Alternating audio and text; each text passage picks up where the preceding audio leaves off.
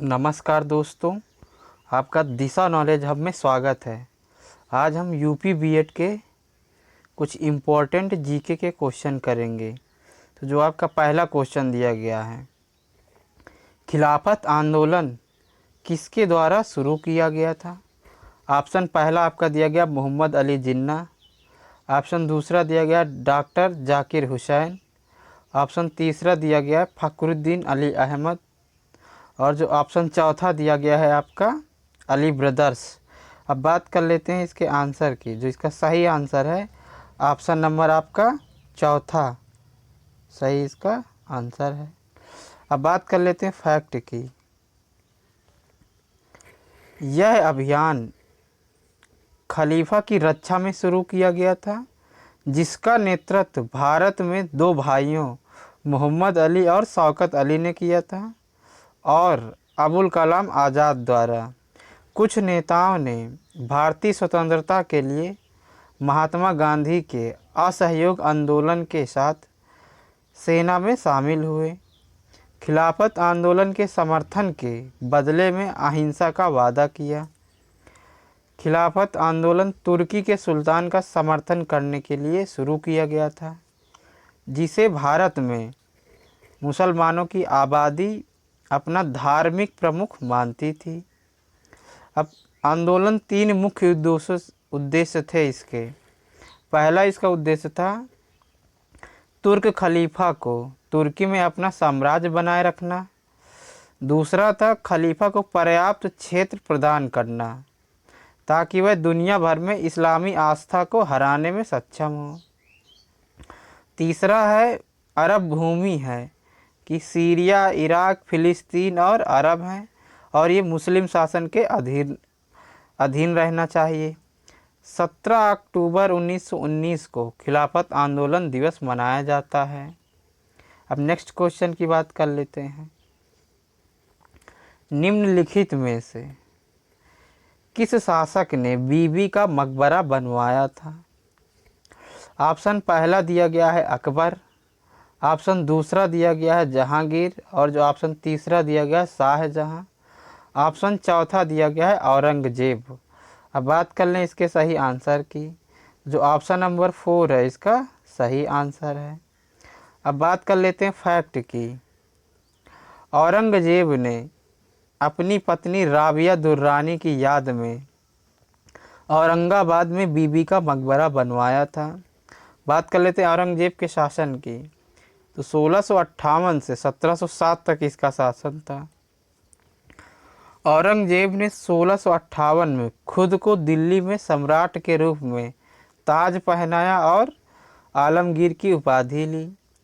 इसने राजपूतों के साथ द्वेषपूर्ण व्यवहार किया और फिर औरंगजेब के शासनकाल में राजपूतों की संख्या सबसे अधिक थी। औरंगजेब ने अपनी अलोकप्रियता को कम करने के लिए कुछ कार्य किए थे। जैसे उसने सिक्कों पर कलमा के शिलालेख को मना किया था। उसने अंतर्देशीय पारगमन कर्तव्य और चुंगी को समाप्त कर दिया और उसने नशीले पदार्थ को क्या है निषेध कर दिया और दरबार में संगीत को भी निषेध कर दिया था। 1707 में अहमदनगर में औरंगजेब की मृत्यु हो गई और उसे शेख जेल उल हक की कब्र के पास दौलताबाद के पास दफनाया गया। अब नेक्स्ट क्वेश्चन की बात कर लेते हैं। नासिक शिलालेख डैश की उपलब्धियों का वर्णन करता है। ऑप्शन पहला दिया गया है पुष्यमित्र शुंग। ऑप्शन दूसरा दिया गया है गौतमीपुत्र सतकर्णी। ऑप्शन तीसरा दिया गया है कनिष्क। ऑप्शन चौथा दिया गया मिनांडर। अब बात कर लेते हैं इसमें आंसर की। जो इसका सही आंसर है आपका ऑप्शन नंबर दूसरा गौतमीपुत्र सतकर्णी। अब इसमें भी फैक्ट जान लेते हैं। गौतमीपुत्र सतकर्णी की उपलब्धियों को उनकी मां गौतमी बालश्री ने नासिक शिलालेख में दर्ज करवाया था। बात कर लेते हैं गौतमीपुत्र सतकर्णी की। गौतमीपुत्र सतकर्णी सातवाहन वंश का महान शासक था। 106 और 130 सीई के बीच इन्होंने 24 वर्षों तक शासन किया। गौतमीपुत्र सतकर्णी ने पूरे दक्कन पर कब्जा करके अपने राज्य का विस्तार किया। मालवा के राजा नागफन पर उसकी विजय प्रभावशाली थी। वह ब्राह्मणवाद के भक्त थे लेकिन बौद्धों को भी दान देते थे। अब बात कर लेते हैं पुष्यमित्र शुंग की। मौर्यों के सेनापति के रूप में सेवा करने वाले पुष्यमित्र शुंग ने शुंग वंश की स्थापना की और उसने अंतिम मौर्य सम्राट की हत्या करके सिंहासन हथिया लिया। पुष्यमित्र ब्राह्मणवाद के कट्टर अनुयायी थे।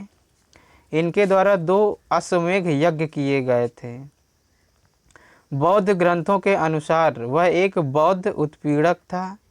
हालांकि इस बात के पर्याप्त प्रमाण हैं कि पुष्यमित्र बौद्ध कला के संरक्षक थे।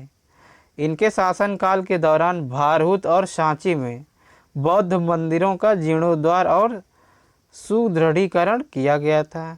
अब बात कर लेते हैं मेनांडर की। मेनांडर एक इंडो यूनानी राजा था जिसने भारतीय उपमहाद्वीप के उत्तरी पश्चिमी क्षेत्रों में एक विशाल साम्राज्य पर शासन किया था। मेनांडर को मिलिंडा के नाम से भी जाना जाता है और उनके राज्य की राजधानी सकला सियालकोट थी। बौद्ध भिक्षु नागसेन के साथ उनके संवाद पाली के काम मिलिंद पंडों में एकत्र किए गए और उन्होंने बौद्ध धर्म में एक मजबूत रुचि दिखाई और वे बौद्ध भी थे। अब बात कर लेते हैं कनिष्क की। यह कुषाण वंश के सबसे शक्तिशाली शासक थे कनिष्क, और जो इनका शासन काल था 78 से 120 ईस्वी थे। वह शक काल के संस्थापक थे जो 78 ईस्वी में शुरू हुआ और धर्म और कला के संरक्षक थे। कनिष्क के शासन काल के प्रारंभिक वर्षों के दौरान वे बौद्ध बन गए थे। इन्होंने सिक्कों में बुद्ध साथ ही ग्रीक और हिंदू देवताओं के चित्रण करवाए। अन्य धर्मों के प्रति कनिष्क की सहिष्णुता परिलक्षित होती है। अब नेक्स्ट क्वेश्चन की बात कर लेते हैं। किस सिख गुरु ने गुरुमुखी लिपि का विचार दिया था? ऑप्शन पहला दिया गया गुरु अंगद देव, ऑप्शन दूसरा दिया गया गुरु अमरदास, ऑप्शन तीसरा दिया गया गुरु रामदास, ऑप्शन चौथा दिया गया गुरु नानक देव। बात कर लेते हैं इसके आंसर की। जो इसका सही आंसर है आपका ऑप्शन नंबर पहला गुरु अंगद देव। अब बात कर लेते हैं फैक्ट की। गुरु अंगद देव सिख धर्म के 10 मानव रूप गुरुओं में से दूसरे थे। गुरु अंगद ने गुरुमुखी लिपि के वर्तमान स्वरूप का आविष्कार किया। यह पंजाबी भाषा लिखने का माध्यम बन गया जिसमें गुरुओं के भजन गाए जाते थे। बात कर लेते हैं सिख गुरुओं की। जो गुरु नानक देव थे ये 1469 से 1539 तक थे, और जो दूसरे गुरु थे गुरु अंगद देव ये 1539 से 1552 तक। जो तीसरे गुरु थे अमरदास साहिब 1552 से 1574 तक। चौथे गुरु गुरु रामदास साहिब 1574 से 1581। जो पांचवें गुरु थे आपके गुरु अर्जुन देव 1581 से 1606। छठवें गुरु हरगोविंद साहिब 1606 से 1644। सातवें गुरु हर राय साहिब 1644 से 1661। आठवें गुरु हर किशन साहिब 1661 से 1664। नौवें गुरु तेग बहादुर साहिब 1665 से 1675। और जो 10वें गुरु थे गुरु गोविंद सिंह साहिब 1675 से 1708। और जो 11वें हैं गुरु ग्रंथ साहिब 1708 से अनंत काल तक। अब नेक्स्ट क्वेश्चन की बात कर लेते हैं। स्वतंत्र भारत के पहले गवर्नर जनरल कौन थे? ऑप्शन पहला दिया गया डॉक्टर सर्वपल्ली राधाकृष्ण, ऑप्शन दूसरा दिया गया डॉक्टर राजेंद्र प्रसाद, ऑप्शन तीसरा दिया गया लॉर्ड माउंटबेटन, ऑप्शन चौथा दिया गया लॉर्ड विलियम बेंटिक। अब बात कर लें इसके आंसर की। जो इसका सही आंसर है आपका ऑप्शन नंबर तीसरा लॉर्ड माउंटबेटन। अब इसमें बात कर लेते हैं फैक्ट की। लॉर्ड माउंटबेटन ने भारत के अंतिम वायसराय और स्वतंत्र भारत के पहले गवर्नर जनरल के रूप में कार्य किया। इन्हें फरवरी 1947 में वायसराय के रूप में नियुक्त किया गया था और उन्हें भारत में सत्ता परिवर्तन की देखरेख करने और मौजूदा स्थिति के अनुसार कार्य करने के लिए दी गई स्वतंत्रता के साथ भारतीय उपमहाद्वीप के विभाजन से बचने का काम दिया गया था।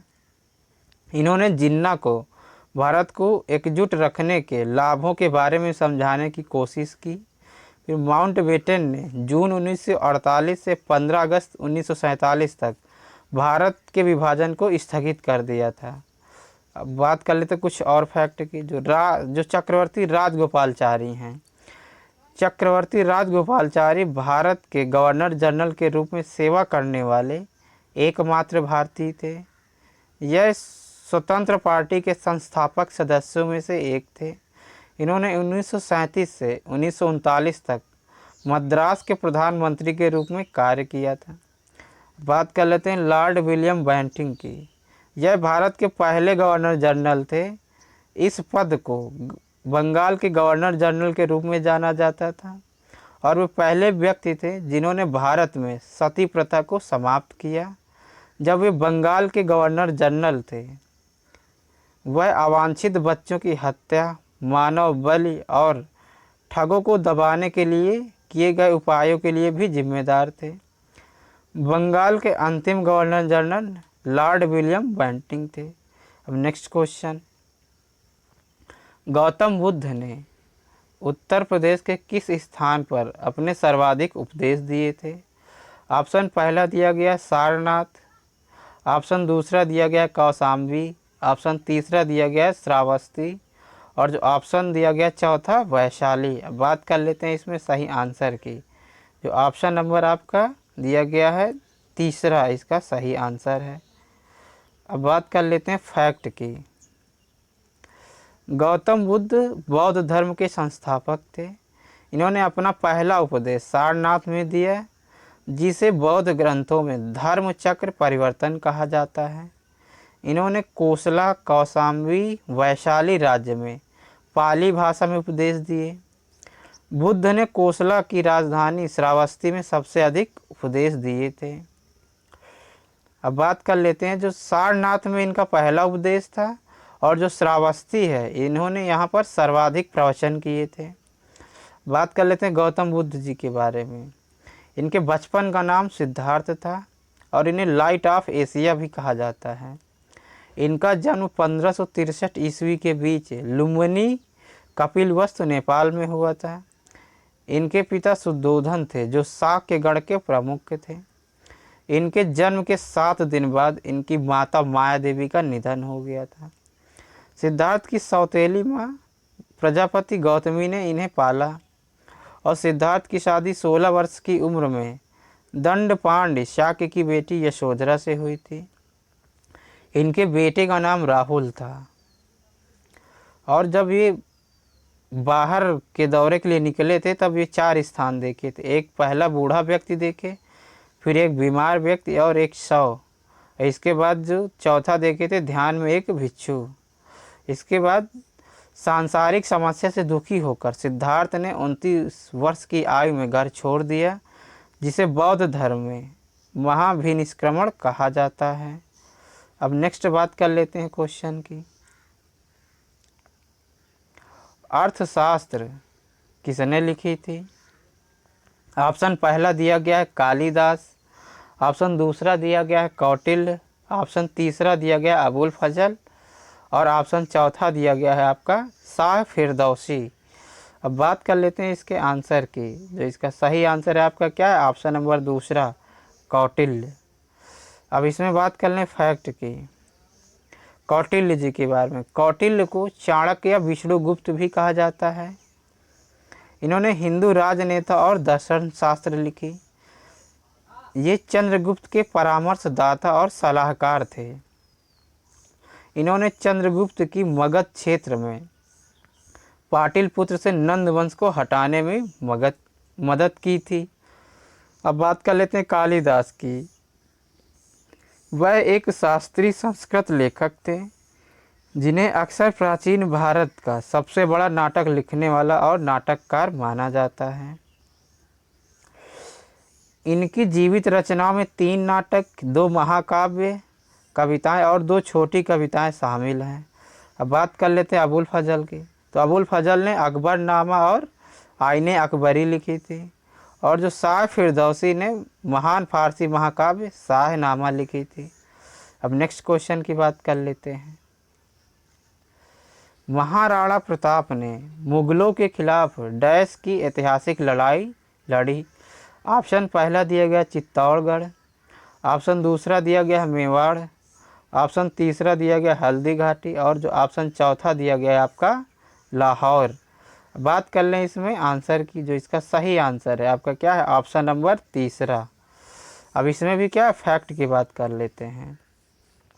हल्दी घाटी का युद्ध 18 जून 1576 को मेवाड़ के राणा महाराणा प्रताप और मुगल सम्राट अकबर की सेनाओं, जो कि अंबर के मान सिंह प्रथम के नेतृत्व में था, का समर्थन करते हुए घुड़सवारों और धनुधारियों के बीच लड़ी गई थी।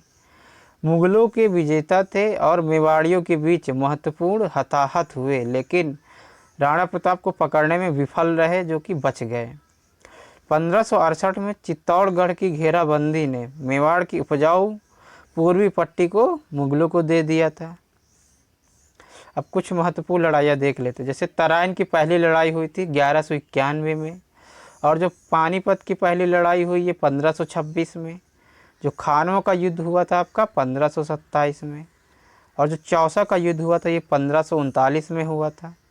जो कन्नौज की लड़ाई हुई थी 1540 में, और जो पानीपत की दूसरी लड़ाई है ये आपकी हुई थी 1556 में। अब नेक्स्ट क्वेश्चन की बात कर लेते हैं।